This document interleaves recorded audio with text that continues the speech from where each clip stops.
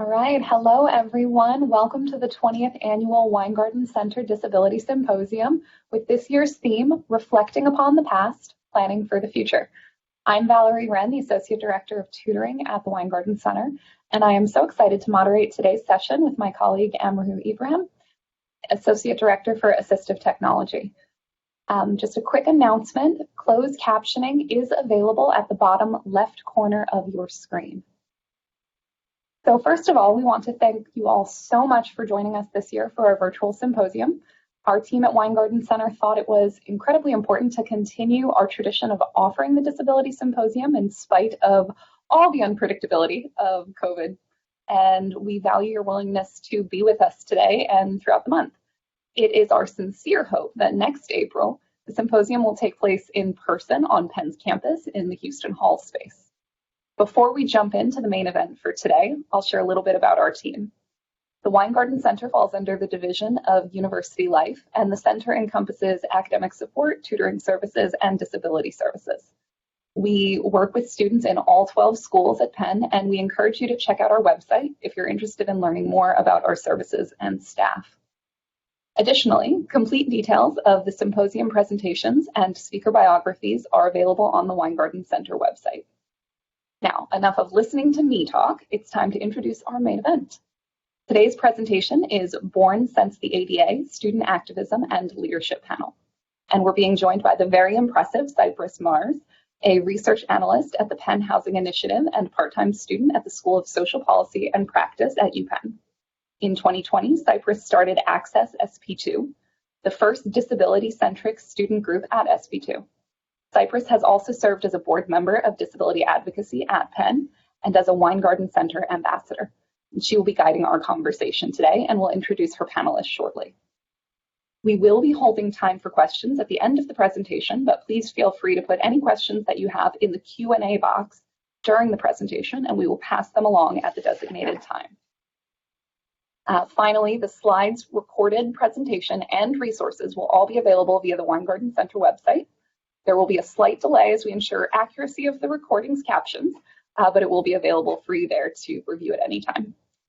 Thank you again for being here, and let's get into today's presentation. I will turn it over to Cypress.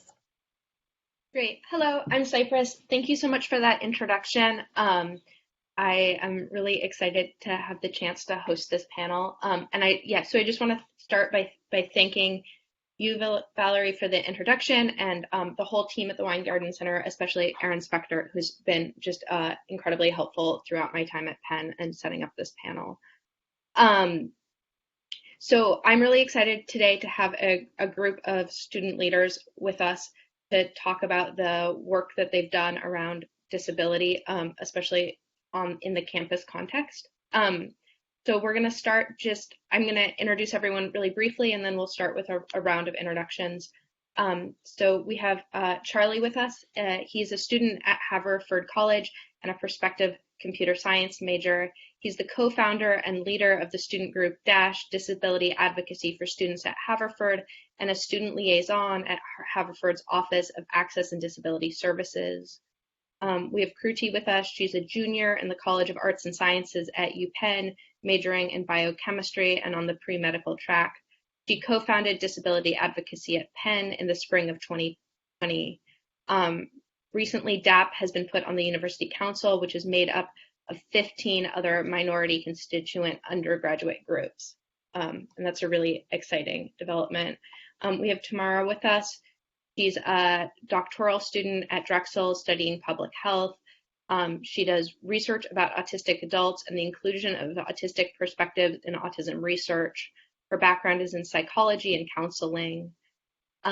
We have Grace, who's a junior at Villanova pursuing a degree in English.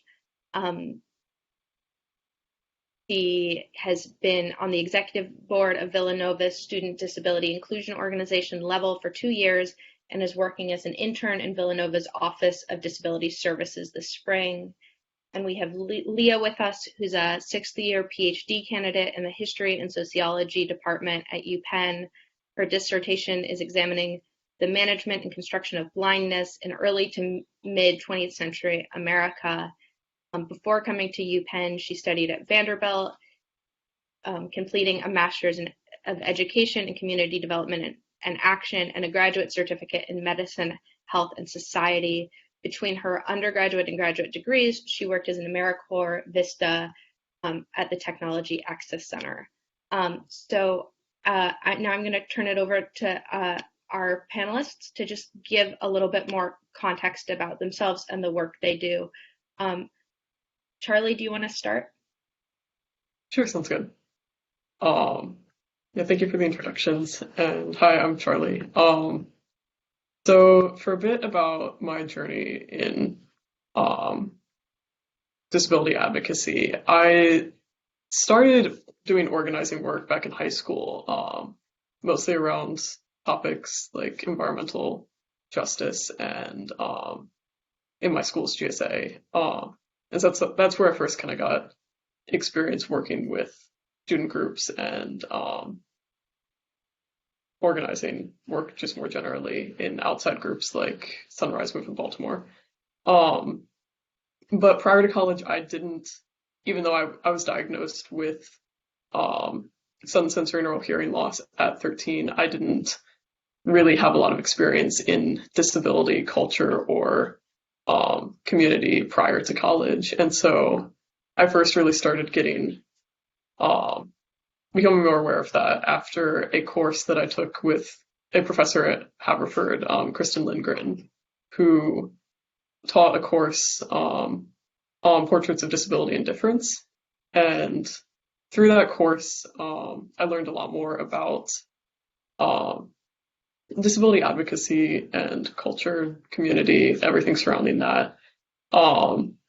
And several students and I who took the course were then able to go on during my freshman winter break or so and create DASH, which is the disability advocacy for students at Haverford, like Cypress was mentioning.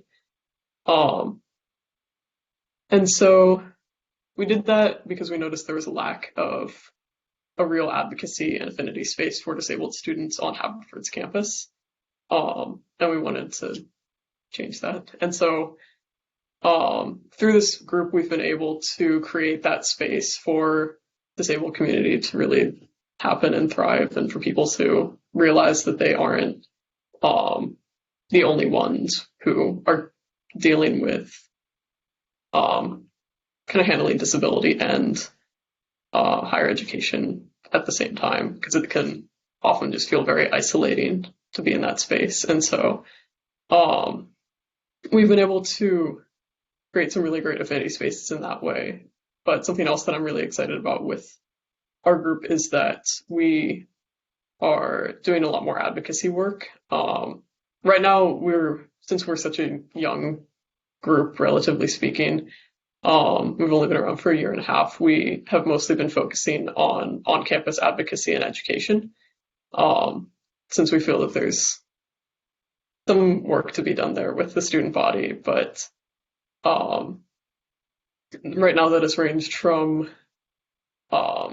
first year customs week, customs is our kind of orientation week, trainings on disability, and even up to bringing our members' concerns about the COVID policy to the Haverford president, provost, and dean during a meeting that we had this past winter break. And yeah, I also started working, and I'll try to not wander too far in the conversation, but I started working at my school's Office of Access and Disability Services last year as well. And so from that, I've really been able to get a good perspective on both the administrative side of looking at disabled students and disability in college, as well as the student side. Yeah, so that's about it for mine. Great, thank you, Charlie. Grace, do you want to take over?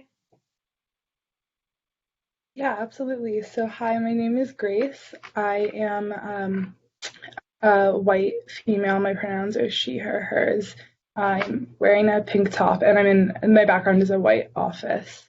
I have an invisible disability called Ehlers-Danlos Syndrome, and it causes chronic widespread pain. I've had it I've had it my whole life, but my symptoms started in high school.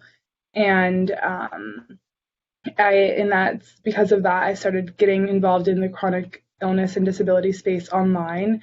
But until I got to college, I didn't really know the value of having like an in-person community and understanding having that educational support. And so once I got to college and I was connected to my Office of Disability Services, I found a community here that would allow me to connect with other students who had disabilities, whether they were invisible or not. And it increased my understanding of what it meant to be disabled and what it meant to function in a higher education space with your body, regardless of what your body is capable of doing. And so my worldview of human functionality completely shifted just because of the space that I've been in. And so at Villanova, we have our Office of Disability Services, but we also have a student group called Level. And Level is very focused on ensuring that every student has access to an equal college experience. And so that is including the social experience. And so we offer banquets and a casino night and retreats and weekly meetings. And so we are a social group that at the same time is also constantly dealing with advocacy and increasing accessibility because of the nature of our student body. And so we go on retreats to places that are inherently inaccessible, and we work to make them more accessible and to make sure that our student group is having an accessible experience on those retreats. And we have students who aren't having accessible experiences at school, and we make sure that their accessibility at school increases. And we all as a group function by socially being together and understanding each other's disabilities and needs. And because we are represented by students who both are non-disabled and disabled, we have a wide variety of understanding, and it's just been an incredible experience to be a part of, and it's opened my worldview.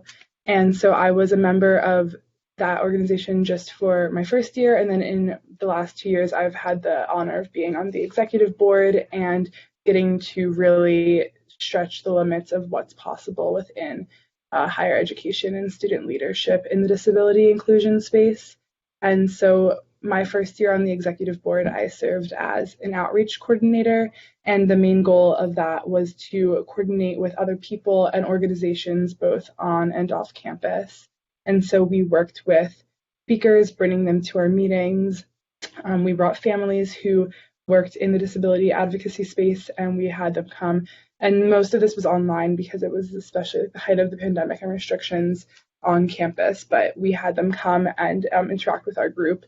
And then we culminated that last year with a healthcare and disabilities symposium where we had speakers who were experienced in the disability space who either did research in healthcare or who were healthcare providers or patients with disabilities come and speak to our pre-med or pre-health population about the disability space, because there tends to be such a big disconnect in the disabled population and their healthcare providers. And so that was a really incredible opportunity for us to start bringing that conversation to Villanova's campus. This year I'm working on the executive board as the public relations chair. So I focus a lot of my time on social media advocacy, sharing our members' stories, but also sharing the stories of social media advocates who are well known in the disability advocacy space, and just making sure that people on our campus who otherwise have no exposure to disability advocacy get to see what's going on within that sphere. And within my academic work, Level has just given me the strength and the knowledge to start talking about disability, even in classes where that's not the main topic. So as Cypress already mentioned, I am an English major, but I bring that disability into most of my English classes, and it's been an incredible part of my Villanova experience. So I've written papers on, in an ethics class, I've written papers on the epistemic injustice between patients and their providers, but then also between hospitals and the insurance companies. I've written papers on the media's historically terrible misrepresentation of disabled people in especially children's literature, but in all forms of literature and other forms of media. And I also focused on the breakdown of the disabled and non-disabled binary in the novel Geek Love, and then how that affects the wider scale of the disabled binary. And as Charlie talked about too, I work now in the Office of Disability Services on campus, and that's given me a really incredible insight into the academic space and kind of having an understanding of both sides of it, because I came in here just for my accommodations my first day, and it's led me to all of this work. And so now it's been really interesting to see the flip side of it and to be able to work within the office space and to kind of understand what are the restrictions that the office deals with from higher up within the university, but then also how does the office function in general, and what was the office going through when I came for accommodations, for example. And so I'm gaining a lot of insight in that way. And so I've really learned so much from so many different sources just on this one campus, and it's been a really incredible opportunity. Thank you so much for that. Leah, do you want to take over? Yeah, sure. Hi, my name is Leah Samples. I use she, her, hers pronouns. I am a white woman with dark brown, medium length hair and a white t-shirt and a denim jacket sitting in front of a white bookshelf. Similar to Grace and Charlie, I also didn't really come to, I would say, like, embrace my disabled self or really experience disability culture until I went to undergrad. I have cerebral palsy, so my whole life I've sort of entered and navigated both public and educative spaces, not being viewed or seen as normal. Really dealt with people's gaze, wondering why my body moves a certain way, wondering if I injured myself. And it really wasn't until undergrad where I learned about the social model of disability that I really came to embrace my non-normative gait, and where I really became understood that I could reject this idea of normal and really embrace who I was. And I would say that really opened up a space to get involved in advocacy. My decision to pursue a PhD and ultimately my dissertation project, which brings together disability history and history of medicine, really grew out of my own frustrations with technologies being seen as a singular fix for disabled people. I really wanted to understand sort of the historical origins of this problem. So beyond my own lived experience as a disabled person, I also have a background in disability advocacy, both in and outside of the academy. Before I came to Penn, as Cypress mentioned, I studied at Vanderbilt, where I worked on my master's in community development. I worked on a thesis there where I conducted a qualitative exploration of the barriers to access and participation that adults who were blind experience in their day-to-day life. So I did this by interviewing blind people and to sort of understand better the sort of access barriers that they faced. In addition to that research work, I also worked with Dr. Amy Hamrai to develop a project called Mapping Access, where we drew upon geospatial data, participatory research, urban cartography, and new mobile technologies to map sites for accessibility, broadly defined, on Vanderbilt's campus. So we organized a campus-wide data collection event. We called it a Mapathon that brought students together to identify points of access on campus. And then we created a publicly accessible map that students could use. And then beyond that, I've also worked at Centers for Independent Living, where I ran a similar program to Mapping Access called Access Music City that sort of evaluated the accessibility of restaurants and hotels in Nashville. And then we put together a website and an app so local Nashvillians who were disabled could kind of understand what restaurants, what hotels, what concert venues were really truly accessible for their bodies. So I, have kind of had a range of experiences with both informal and formal accessibility. And so I'm looking forward to the discussion that follows about the ways that disability culture can kind of come together and coexist in more official spaces like the Weingarten Center, to learn how there can be fruitful partnerships. So thanks. Great, thank you. Tamara? Hello, I'm really excited to be here today. I'm a woman with dark blonde hair and a gray sweater in a blue room with a lot of cat trees. I started meeting autistic people in high school through volunteering and peer mentoring opportunities. I wasn't diagnosed with an autism spectrum disorder until the end of high school, but I'd always felt different. And I really noticed that something was different and sort of clicked when I started meeting other autistic people, even before I realized that it was because I was also autistic. Since then, through my undergraduate and master's and now my doctoral work, I've always focused on working with autistic people and research related to improving the lives of autistic people. As a counselor, I spent over 3 years supporting college students on the spectrum transitioning to college and work. I thought that was a really valuable experience, and it made me aware of all the systemic issues and inequities within the autistic community and how that could translate into a lot of autistic people not being excluded from school and not receiving the supports they need. So that's really what I'm passionate about doing now. I've also been a president of a neurodiversity student organization at my current institution at Drexel.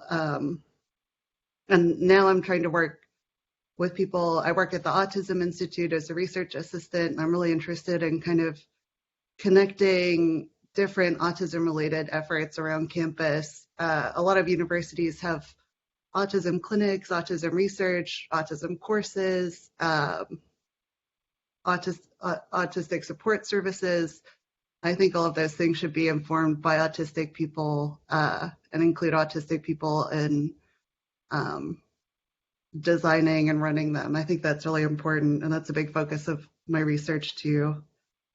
I think a lot of the burden now is placed on students to be aware of what their needs are and communicate those, and that can be really specifically difficult as an autistic person. I didn't know about a lot of my challenges until I was already through my undergrad, and so I kind of have learned to compensate for a lot of them. But I think that the biggest challenge in terms of being an autistic person is just, and now being public about it, is the concern about stigma and people just making assumptions or talking down to you because they make assumptions based on that label. And that's why I haven't been open about it until the last couple of years. I'm still getting used to that a little bit. But that's me, and I'm really excited to be here with all of you. Thank you so much. Kruti? Hi, my name is Kruti. I'm a brown woman with medium length hair and a gray shirt sitting in a white room. I am a junior at the University of Pennsylvania.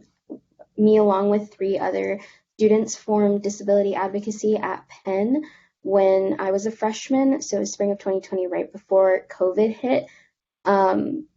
But I had not actually done a lot of disability advocacy work in high school. I actually have a genetic disorder, which I had as a child, but I didn't actually have problems with it until I was 9, and that's kind of when I had problems with, I break bones very easily, so I broke some bones, and then that caused one leg to be shorter than the other, and so now I use a crutch and I limp, but so it's more of a apparent physical disability.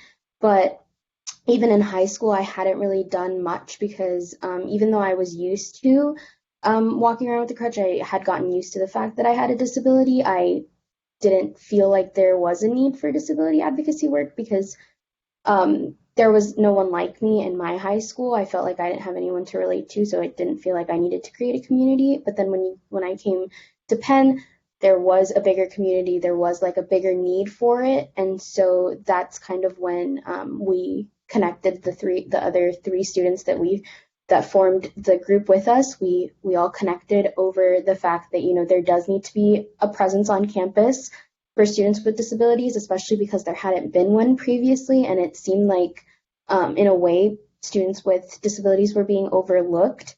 And so we came together and we formed our main goal first was to obviously create a community within Penn for people with disabilities that can come together and just, you know, share the struggles that they're going through, have people that they can empathize with, because that was the biggest thing. And then for people that wanted to break away and do advocacy work, they could do that as well. The community is made up of undergraduate and graduate students. Alumni are welcome to come. Staff members who have disabilities are also welcome to come. So it's really just one big community where everyone can share their similar experiences, and there actually were a lot of similar experiences, which kind of fueled me personally to continue pursuing the advocacy route, just because even though people did have several different disabilities and several different experiences, we were all still frustrated over the same things. Kind of like in the more recent times, obviously with things going back in person, with COVID looking like it's calming down a little bit, and Penn has lifted a lot of its restrictions that it used to have in place. Students with disabilities are frustrated about that. That's kind of where we're more focusing on now, just in terms of making sure that our safety is like being taken care of. It is being prioritized. Cypress mentioned earlier that we now have a seat on University Council. We've had it for the past academic year. What University Council does is it meets usually once to twice a month with the provost and the president of Penn, just to kind of touch base with all the minority groups on campus, issues that they're encountering within their constituencies. Every minority group has different experiences on campus, but this is the first time that anyone with disabilities has been represented in that community and in that conversation. So that's been a fairly important development for us, because it allows us to effectively communicate our issues with people higher up in administration that have the ability to go ahead and change things or start considering us more in the conversation. So that has been one of our more exciting projects. But yeah. Great. Thank you so much for that, Kruti. So now you all have gotten to hear from this group of panelists. Part of arranging this panel is I got to have conversations with everyone on the call, and that has been just really great to learn about different people's experiences and sort of where they're coming from. And so one theme that really emerged over and over was sort of through these conversations was sort of the tension that can exist between student advocates and offices of student disability services. And that seemed like that might be a really fruitful area to think through together here, given the audience for this panel. And so I just am gonna speak for just another minute and then open it up to our panelists to discuss, and then we'll take some questions towards the end. But just I think this is an area, right, where there's like tension between student advocates sort of in like necessarily to do advocacy, you want something to be different, right? And the offices of disability services are sort of what is in terms of providing services for disabled students. And so sort of going into this conversation, thinking about who sort of from the student perspective, how these offices are functioning on campus, who they're serving well, who they're serving less well, and sort of jumping off from there, and also sort of what are the goals of these offices, and how do we as students understand these goals, and how do they align or not align with the goals of student advocates. Is there anyone who would like to start? I can jump in and start. Yeah, I think Cypress, points to a tension that exists. I've been thinking a lot about this, and I think that, historically institutions that have a lot of power, like academic institutions as well as other institutions, I think have, harmed disabled people in the past. And so I think there, can be this sort of, I don't know if I want to say innate, but sort of this distrust of some of these larger bureaucratic organizations. There doesn't have to be, and that's not to say anything negative, but just to sort of speak to the historical past of disabled people. And I think there are a lot of concepts around access that are very popular right now within disability justice circles. Here I'm thinking of concepts like access love, access intimacy, radical access, and sort of all this centers around accessibility being understood in a more embodied, intimate love way, not as sort of a burden or a checklist, but sort of to put in this more personal element. And so I think this is where there could be a really fruitful relationship between centers like Weingarten and disability advocacy communities. I think to perhaps work to extend, to add like a more personal, embodied element. So maybe this would look like access happy hours or creating like access chats to sort of, reinforce this idea that access is dynamic, that access is something that has been bureaucratized, and it's something that disabled people fought for, right? Like the ADA, for there to be standards and checklists. But I think sometimes that can be overcorrected and it can sort of take out the personal human element. And so I don't know. I think that, obviously, I think that we would be naive to say that there won't always be a tension, between these types of groups, but tension doesn't have to be antagonistic, right? Like tension is so productive. And, that's where I think it's really exciting to think about the possibilities between centers like Weingarten and disability advocacy groups, is how we can make that tension really productive for disabled people. So just sort of some random thoughts and a jumping off point. But yeah, I kind of want to respond to that. One thing you said about how there's just kind of the very fluid nature of disability and of accommodations that you might need throughout your time at any institution, and how having a more human, less legalistic approach to that is really helpful. Because I know that I've recently been, and I know a lot of other people who have the same experience, dealing with new chronic issues that are still, I'm getting the diagnostic tests for. I'm trying to find X specialist because it's like cross-disciplinary.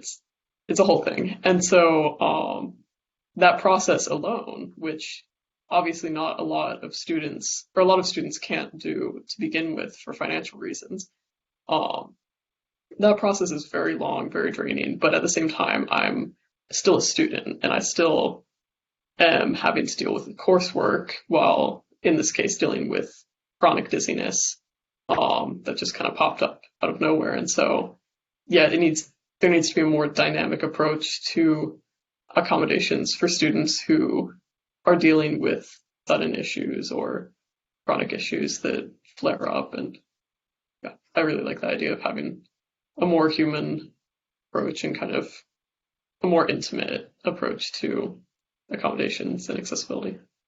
Like, just to kind of bounce off of that, I think it's, especially with people that with invisible disabilities or someone that has chronic pain, I think it is such an ever-changing situation. Like, you don't have something that is going to bother you all the time. So, like, in my case, like, I also typically don't really have too many problems. Like, I have difficulty getting around, but there's like an easy solution for that, which is like my accessible transit system. But there are times where I do have chronic pain and it's like unbearable pain, but that is something that I would typically stay at home for. I would be bedridden for a couple of weeks to try to like manage the pain. But in college, it's a little harder because those aren't accommodations that I requested, because again, it's so unexpected. It's something that, will pop up and I don't need it all the time. So I think it being a dynamic process of it just being a constant conversation.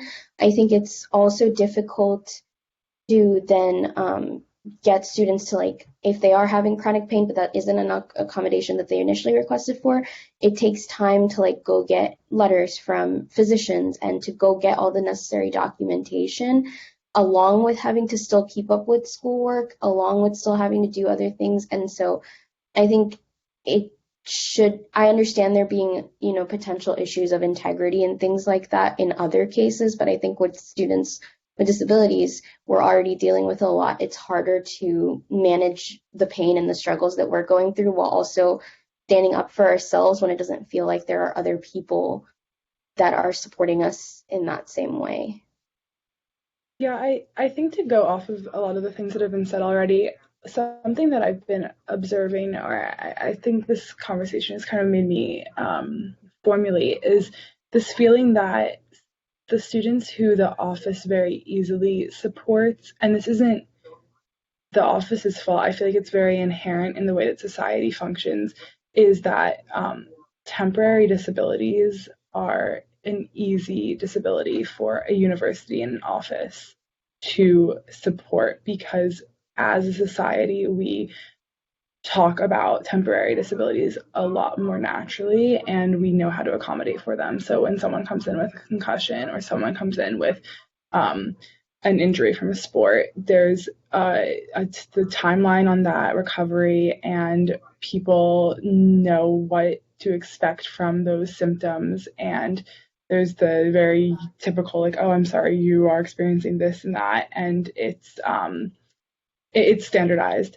And so conversations like these are what I believe will impact the way that universities and offices function, and the way that it will make permanent disabilities, or disabilities that are ever changing, more easier to accommodate for. Because I think that once we talk about them more frequently, we will start to see a change in the way that the universities and our society shifts in thinking about it. I just wanted to add too, I was thinking about this with this question. A lot of my experiences with has been working with an external college support programs, but many colleges also have internal specific autism support programs. I think that's a really important step currently to increase inclusion of autistic people in educational spaces, but I think it really speaks to how the current system doesn't serve this population well. I've personally gotten in and been like, well, these executive functions and supports around, like, social communication with group projects are not on this list, so, and that end of conversation, and that's kind of it. So, and I think while it's great that there's some kind of support, I think it's really unfortunate that autistic people are then separated usually, and I feel like it should be provided through the environment and through accommodations that foster inclusion rather than that separation, which I feel like tends to happen a lot. And also just that a lot of youth are uncomfortable approaching the Office of Disability Services, either because of stigma and difficulty talking about disability, or negative experiences like some of mine have been. It's very disempowering to have a master's, and special training in advocacy and still not be able to get what you need.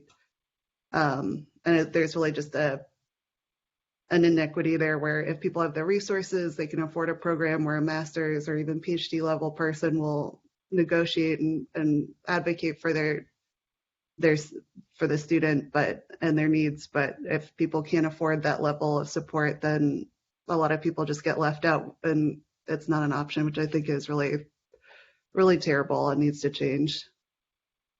Yeah, I know that going off that last point, we've had a lot of students in Dash and just the school generally who will talk to us about the difficulty of just getting diagnostic testing and going to a doctor, and how there is a lot of privilege around who is able to get accommodations, if the only way you can get accommodations is by having documentation like that. And so, yeah, I think having more structures to support low-income students and students without health insurance or with poor health insurance coverage or no health insurance, I think is really important in working in accommodations and disability services.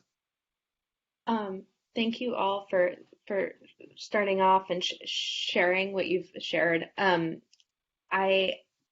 Listening, I'm sort of noticing like two main themes. One is about sort of what kind of accommodations are even possible really for an Office of Disability Services to offer or advocate around.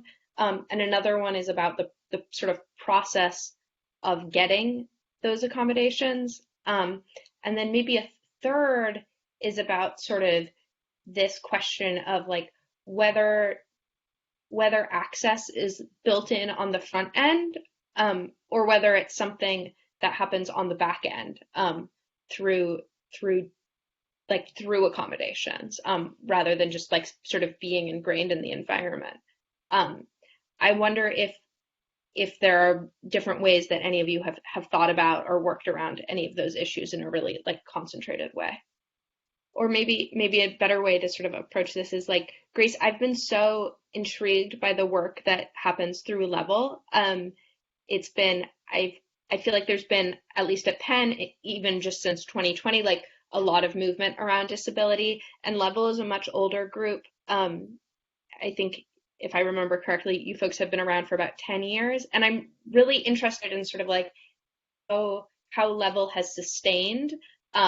And it seems like maybe part of sustaining has been its relationship with the Office of Disability Services, and like the way in which it exists in this really formal way. I think that, like, I know for the group that I started at SP2, sort of when I left, left being a full-time student, it's sort of like, well, what's going to happen to this group? And Kruti, I imagine that you sort of have some of these questions, and Charlie, that there's some of these questions for you, I imagine, as you sort of like progress through your college career about what will happen to Dash. And I'm really interested in sort of how each of you are sort of thinking about like building these groups and sustaining them. Yeah, Level, I can only speak for how long I've been here, but as far as I know, it has existed for 10 years now. And part of the reason that I think it has sustained for so long is literally the location of it. So we have our Office of Disability Services is 4 physical offices where our director and assistant director of disability services function out of, but then we have a physical space that all students are allowed to come to, and we view it as a safe space. It's kind of like our student center for students with disabilities, and it's just a few couches and tables, but we do volunteer hours out of there. So we scribe homework for students who can't scribe. We eat lunch together. We hang out. It's just a safe space. And so that's kind of like the hub of Level in a way. And I do think that having that space has been part of what has sustained it, especially in the beginning. But then we had COVID hit, and so without that physical space, there wasn't even a concern of if Level would sustain. So I can't say that the space is the only thing that has maintained it. We've talked a lot about what kept a student group about disabilities going through these years, because over 10 years, the disability space has changed so much. And we have adjusted, I've only been here for 3 years, and we have adjusted so much. The way, even the vocabulary that we've used has changed, the way that we've viewed certain topics has changed, and we all have differing opinions too. I mean, we're a majority disabled students, and some of us have differing opinions on what should be said, what shouldn't be said, and just adjusting to that space has been really intriguing. So I think part of it is that we make sure, and I would imagine that a lot of you experience this too, the students who are involved are very passionate about what they're doing, and so it's not that we don't have all people my age or anyone, like all seniors graduating and then it's just done. There are so many people that are going to be continuing the organization, and it's like a cycle. And then we also, our faculty advisor is the assistant director of the Office of Disability Services. So he's also constantly making sure that there are people, underclassmen, who are keeping that spirit alive as well. And whenever someone comes to register for accommodations, he tells them about Level. So that's another way that we make sure that people who are directly involved are also part of the organization. So, yeah. Great, that's really helpful. Thank you. So I'm conscious of time, and if there's audience members who want to ask questions, we're approaching the hour mark. Really quick, does anyone have a response to what Grace said, or should we move into questions? Oh, I just wanted to piggyback off that real fast and just say, like, I ran into a lot of difficulties booking rooms and things like that. I feel like it's really hard for students, and each time someone has to learn that. And I think it would really help to have dedicated positions for things like neurodiversity inclusion and disability inclusion, and maybe advisory boards or something that kind of formalizes that and keeps it going for sustainability. But that's it. Great. I think that's it. Sorry. I just had a quick question for Grace about how you were able to get that kind of space, because that's actually something that we're working on right now in Dash, but it can definitely be a bit of an uphill battle being such a new group. I'm personally not sure. I know they used to be in a basement, which wasn't even accessible, so which is terrible. But now I don't know when they moved into the office space, but it was just the university moved the disability office into that space, and they eventually did enough construction to have like the couches. So it was just that the disability office gave them that space. Cool. So we have a question that came in, and it's for you, Grace. It says, my recollection is that Villanova has 2 separate offices for students with disabilities depending on their diagnosis. Can you speak to students' experience with that? Would love to hear the pros and cons of that setup. Yeah, Villanova has an Office of Disability Services, and then we also have LSS, which is our Learning Support Services. And so ODS is primarily focused on physical disabilities, but it also can encompass mental health and other disabilities. It's for primarily students whose accommodations are going to fall under the entire living situation. So students who need housing accommodations on top of school accommodations. And then learning support services is primarily for students who are only going to need testing accommodations. So a lot of that is more focused on learning disabilities, intellectual disabilities, things like that. The 2 offices work very closely together. So if someone comes in and asks either office for accommodations and then meets with that office, and the office or the student feels that it's not the right fit, they're just referred to the other office. So there's constant communication. There are multiple students who are enrolled in both offices, and both offices can provide extended time on exams. And so if a student is enrolled with both offices and receives extended time, then they might just choose which space is the better place for them, like in terms of their mental health, anxiety, something like that, to take an exam in. But in terms of pros and cons, I personally don't have accommodations with LSS, only with ODS, so I can't speak from personal experience.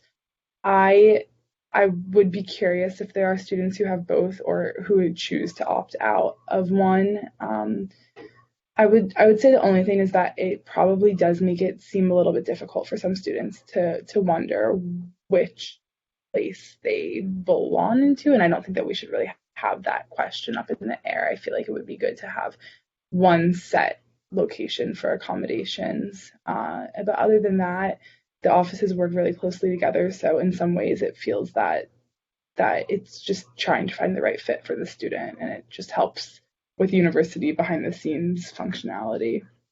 Great, thank you, Grace. We have another question. They say, thank you for sharing your stories. What has been the most challenging task at each of your institutions? I think, like, for us in particular, especially when we were newer, the hardest part was, getting the word out of the group and like making sure that people knew that we existed. SDS was really instrumental in that, in kind of helping get the word out about DAP and like getting the word out about the meetings that we were holding. But I think that once we established kind of a position within the disability community and we kind of transitioned over into advocacy work, I think then what became harder was getting admin to take us seriously. I think that's like always going to be an issue though as well.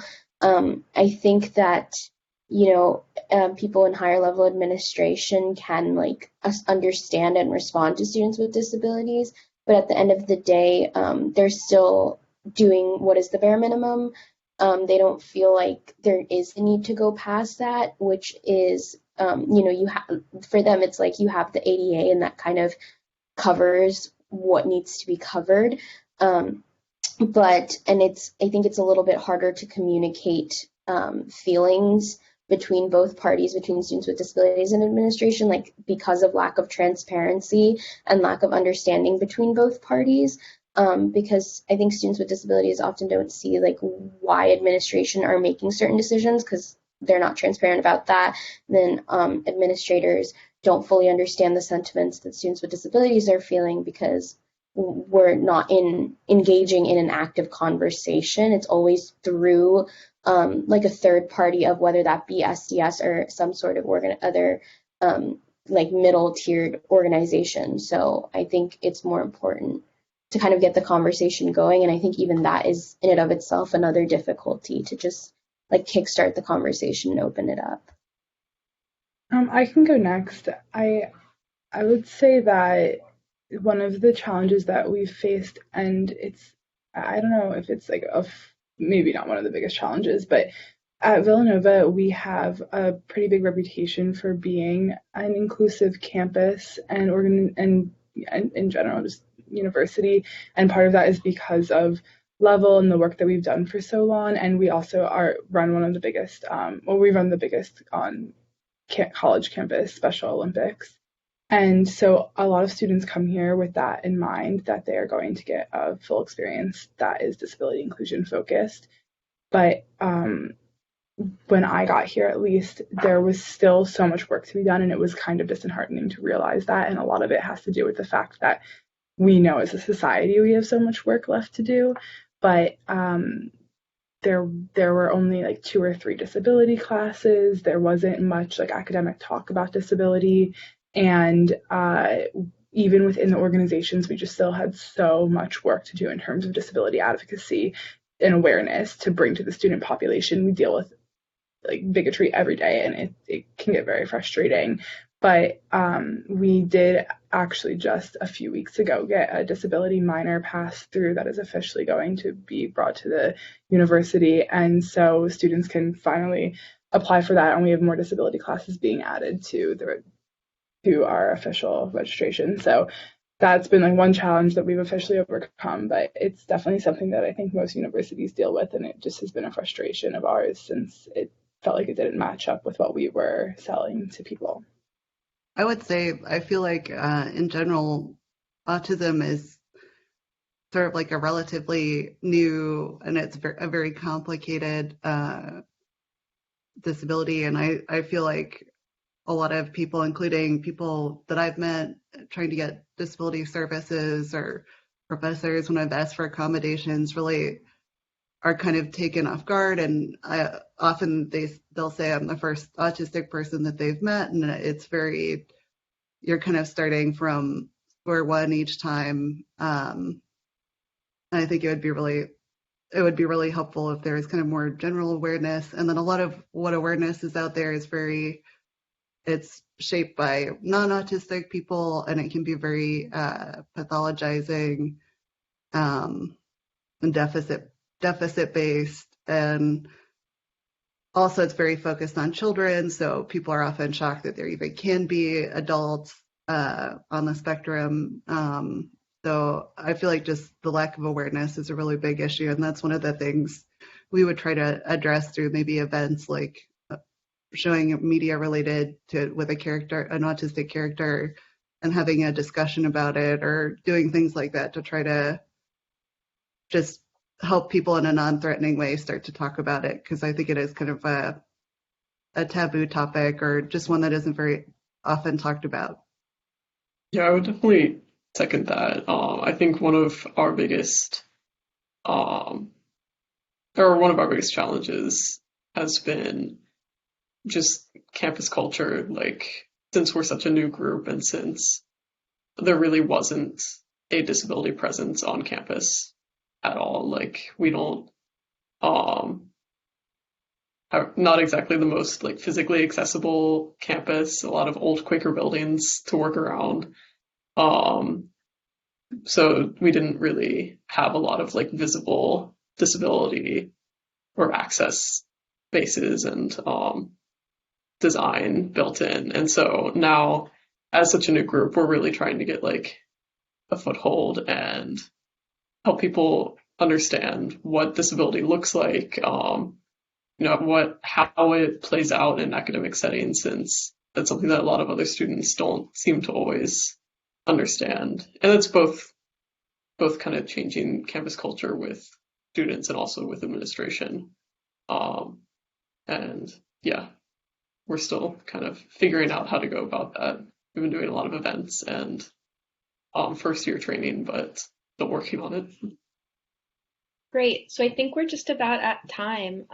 I just want to thank all my panelists for taking the time to join us today and for meeting with me ahead. It's been really great to get to know all of you and learn more about your campus context. And yeah, and thank you to the Weingarten Center for having us. And thanks again to Aaron Spector for just everything. And I really appreciate having the space to have this conversation. All right. Thank you all. Specifically, thank you to Cypress for leading us through this thoughtful conversation, and to Charlie, Kruti, Grace, Leah, and Tamara for sharing your perspectives. We've loved learning from your wisdom and your experiences. For all of you who would like to revisit or pass along this great discussion, the slides and recording of the session will be available in a few days on our website. And we hope to see you for our next session on Friday, April 1st, in which we have 3 presentations, including work from Rebecca Coakley on disability culture and its impact on higher education, Naomi Jackson's discussion titled "Why Be Happy When You Could Be Normal?" and finally a conversation on blueprints for the future disability and innovation by Rebecca Taussig. Thank you all again for joining us, and have a wonderful day. We've appreciated you so much.